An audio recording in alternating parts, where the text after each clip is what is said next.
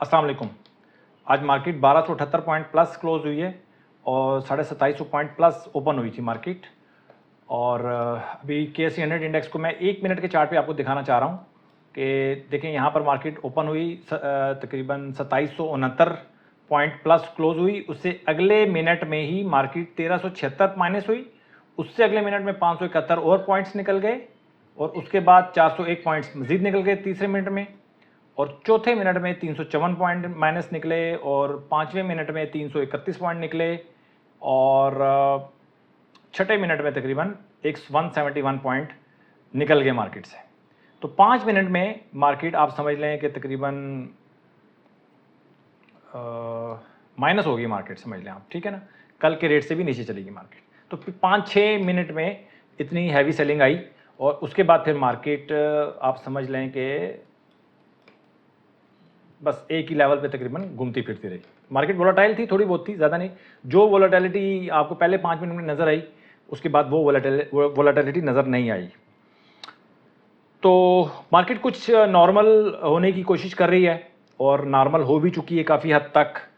तो सबसे पहले मैं आपको दिखा देता हूँ, कैटेगरीज भी कुछ नॉर्मल होती जा रही हैं। 1 से 2 दिन और गुजरेंगे तो कोई बुरी खबर ना आ जाए, उस वक्त तक की बात है सारी। तो ऐसा नज़र तो कुछ नहीं आ रहा। ट्रंप की बड़ी ज़बरदस्त किस्म की जो है ना, मुझे लगता है कि उसने दोनों को बिठा के ठीक ठाक तरीके से समझाया है और लगता यही है कि अब काफ़ी अरसे तक मामला सही गुजरेगा।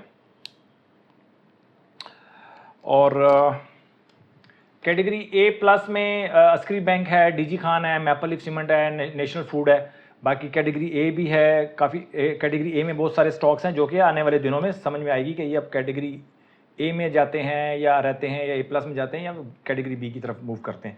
1 से 2 दिन मजीद लगेंगे, लेकिन आज हम 3 स्टॉक्स को सिर्फ मैंने फ़िल्टर किया है, उनमें आप काम कर सकते हैं। उनमें इस अस्करी बैंक है, मैं निशान लगा देता हूँ आपको, अस्करी बैंक और डीजी खान सीमेंट और मैपल लीफ सीमेंट। ये 3 स्टॉक्स हैं जिनमें आप शॉर्ट टर्म ट्रेड करेंगे, बट आवरली चार्ट पे करेंगे। डेली चार्ट में भी आपने इसमें एंट्री नहीं लेनी। आपने, अगर आपको मौका मिलता है आवरली चार्ट में एंट्री लेने का, तो तब आप इसमें एंट्री लेंगे। और एंट्री लेंगे कैसे वो भी मैं आपको बता देता हूँ। अब आपने लगाना है इसको, आवरली चार्ट लगाना है जी। आवरली चार्ट लगाने के बाद देखिए, अगर आपको चार्ट नहीं लगाना आता, आपको बेसिक चीज़ें नहीं पता इस चार्टिंग के हवाले से, कोई इतना मुश्किल नहीं है। मैं अपने करियर के बहुत अरसे तक, बहुत लंबे अरसे तक मैं इस बिज़नेस में होने के बावजूद डरता था कि यार ये पता नहीं क्या टेक्निकल्स क्या होते हैं, ठीक है। और उस वक्त ऐसा बताया जाता था कि यार टेक्निकल कोई ऐसी चीज़ है कि जैसे कोई बहुत ही हाई फाई माइंड हो ना बंदे का, वो सीख सकता है उसको। उस तरह लोगों जो सीखे होते थे ना लोग, वो इस तरह बताते थे, फ्रॉड करते थे बेसिकली। ये मैं आपको बता रहा हूँ, फ्रॉड करते थे। बहुत आसान है। अगर उस वक्त मुझे कोई शुरू में स्टार्ट में बताता कि यार ये बहुत आसान है, आप इसको सीख सकते हैं, तो शुरू में ही मैं हिम्मत कर लेता। बट शुरू के 10-15 साल तो आप समझ लें कि हिम्मत नहीं हुई कि यार पता नहीं क्या चीज़ है। हम तो इतने बिजी होते थे अपने क्लरिकल वर्क में और इस तरह की चीज़ों में, तो हम समझते थे कि हमारे पास टाइम नहीं है, बीच में बहुत टाइम चाहिए। हमारे साथ हुआ फ्रॉड। मैं समझता हूँ कि आप इसको सीखने की कोशिश करेंगे, चंद मिनट में आप सारी चीज़ें समझ सकते हैं, चंद मिनट में। अगर आप चार्टिंग से डरते हैं, अगर आप चार्टिंग, आपको लगता है कि यार हमें चार्ट ओपन नहीं करने आते, चार्ट नहीं समझ में आते, तो फिर आप इस वीडियो के कमेंट्स में आप लिखें सिर्फ कि यार मुझे चार्टिंग समझ में नहीं आती या मुझे चार्ट लगाना नहीं आता। तो उससे मुझे अंदाज़ा होगा कि मैंने आपके साथ आपके लिए करना क्या है, ठीक है। यह आपने कमेंट लाजमी करना। तो फौजी सीमेंट, सबसे पहले मैं अस्करी बैंक को आप देख लें। अभी मैं आपको समझा देता हूँ कि आपको काम कैसे करना है। देखें, अभी अस्करी बैंक अगर आवरली चार्ट पे आप देखें तो सुपर ट्रेंड में, आवरली चार्ट में 45 से भी ऊपर है, 200 से भी ऊपर है और RSI भी 60 से ऊपर है।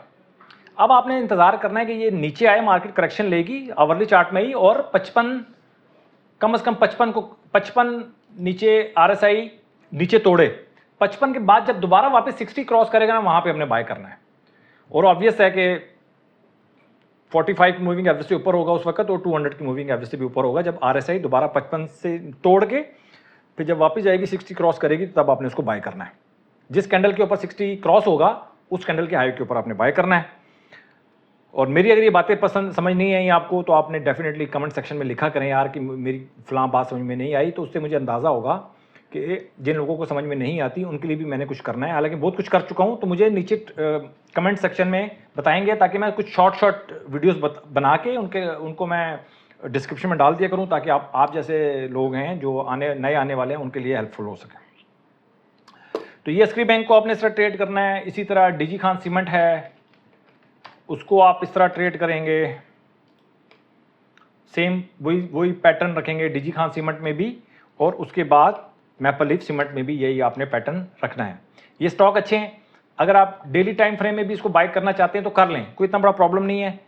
एक आध कोई स्टॉप लॉस हिट हो जाएगा, लेकिन चांसेस यही हैं कि बेहतर भी हो सकता है, लेकिन थोड़ा सा वेट कर लें। 1-2 दिन और वेट कर लेंगे ना, तो फिर हमारी जो ट्रेडिंग है वो नॉर्मल होती चली जाएगी। 1-2 दिन 3 दिन गुजर जाएंगे तो हमारी ट्रेडिंग नॉर्मल हो जाए। उसके बाद देखें, मोमेंटम ट्रेडिंग जो लोग करते हैं उनको सस्ते महंगे से कोई फ़र्क नहीं पड़ता।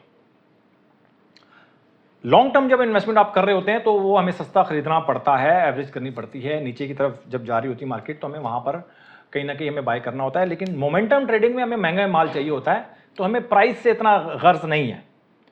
ये बात ध्यान में रखिएगा कि मोमेंटम ट्रेडिंग में हम बॉटम को नहीं पकड़ते हैं, हम मोमेंटम पकड़ते हैं। अगर मोमेंटम नहीं है मार्केट के अंदर, या मोमेंटम अनइवन है बहुत ज़्यादा, तो हम उसमें बीच में नहीं घुसते। समझ रहे बात? मतलब एकदम जो गाड़ी है, फर्ज कर लें एक ट्रैक पे जा रही है, एकदम 100 होती है, और 100 के बाद एकदम वापस 20 पे आ जाती है, फिर 100 होती है, फिर 10 पे आ जाती है, तो वो मोमेंटम नहीं है भाई, वो प्रैक्टिस कर रहे हैं। तो प्रैक्टिस में जो है ना, बीच में नहीं आना, वरना उड़ा देगी गाड़ी आपको कोई ना कुछ। तो मोमेंटम ट्रेडिंग के अंदर हमें प्राइस का इतना इशू नहीं होता, हमें मोमेंटम पकड़ना होता है। और इवन बहुत ज़्यादा अनइवन मोमेंटम ना हो, तो मोमेंटम को ज़रा स्मूथ होने दें, स्मूथ मोमेंटम को हमने पकड़ना होता है, तो थोड़ा सा वेट कर लें। और इसके अलावा मैपल लीफ सीमेंट हो गया, डीजी एस्क्री में, ये 3 मैंने स्टॉक्स आपको बता दिए। और कल इंशाअल्लाह उल अज़ीज़ मुझे टाइम मिला, कल मैं एक स्टॉक सिलेक्शन की वीडियो डालूंगा लॉन्ग टर्म इन्वेस्टमेंट के हवाले से। लॉन्ग टर्म इन्वेस्टमेंट में स्टॉक सिलेक्शन कैसे करनी है, तो उसके लिए कल मैं इंशाल्लाह टाइम निकाल कर वो मैं वीडियो डालूंगा। वो वीडियो आप लाजमी देखें, ताकि आपको स्टॉक सिलेक्शन जो लॉन्ग टर्म के इन्वेस्टमेंट के हवाले से जो स्टॉक सिलेक्शन है, वो भी एक काफ़ी मुश्किल काम है, इतना आसान नहीं है। इसलिए आसान नहीं है कि मोमेंटम ट्रेडिंग में तो हम एक स्टॉक सिलेक्शन बहुत आसान है, आपने स्टॉक सेलेक्ट किए होते हैं, उनमें मोमेंटम बनता है तो आप बाय कर लेते हैं। लॉन्ग टर्म इन्वेस्टमेंट में प्रॉब्लम यह है कि कोई भी स्टॉक जब आप सेलेक्ट करते हैं तो लंबे अरसे तक आपके साथ रहता है। तो जब लंबे अरसे तक एक चीज़ आपके साथ रहना है, तो बहुत सोच समझ के हमने स्टॉक को सिलेक्ट करना होता है। कल मैं तरीका बताऊंगा आपको कि स्टॉक को कैसे सिलेक्ट किया जाता है। तो मुझे लगता है यही है कि एक अच्छी वीडियो होने वाली है। लॉन्ग टर्म इन्वेस्टमेंट वाली की सारी जितनी भी वीडियोज़ होंगी ना, मेरे अपने हिसाब से तो मैंने बेस्ट वीडियोज़ बनानी है। तो वो चैनल भी अगर आपने नहीं किया हुआ सब्सक्राइब, तो मैं उसका लिंक इस वीडियो के नीचे दे दूँगा, आप उसको भी सब्सक्राइब कर लें, इन्वेस्टर बने। ट्रेडर तो आप ठीक है, ट्रेडिंग तो अच्छा है, मार्केट में आपको कॉन्फिडेंस आता है, बट हमें कुछ ना कुछ पोर्शन जो है वो लॉन्ग टर्म इन्वेस्टमेंट के लिए भी रखना है, ठीक है। तो बस ऐसे ही है जी, आजकल तो मार्केट ठीक ही है, कोई इतना बड़ा प्रॉब्लम नहीं है। ट्रंप ने, मुझे लगता है यही है कि जब से वो आया है पहला काम उसने अच्छा किया है। लेकिन इसमें मेरा एक ट्रंप साहब से गिला शिकवा भी है कि 2 बच्चों की लड़ाई हुई है, और जिसने पहले मारा है उसको भी वही रिवार्ड दे रहा है, और जिसने बाद में मारा उसको भी वही रिवार्ड दे रहा है। तो मैं समझता हूँ रिवार्ड जो है ना वो थोड़ा सा डिफरेंट होना चाहिए। तो उन्होंने, ट्रंप साहब ने कहा कि दोनों को मैं एक अच्छी ट्रेड फैसिलिटी दूंगा या ट्रेड अपॉर्चुनिटी दूंगा। तो यार मेरा ट्रंप साहब से एक शिकवा है, गिला है कि भाई कुछ तो आप सज़ा के तौर पर उसको आप कहते, लेकिन आपने नहीं कहा। लेकिन जो भी कहा, बड़ी मेहरबानी आपकी। दोनों साइड की जो आवाम है खुश है। अपना बहुत ख्याल रखें। Thank you very much.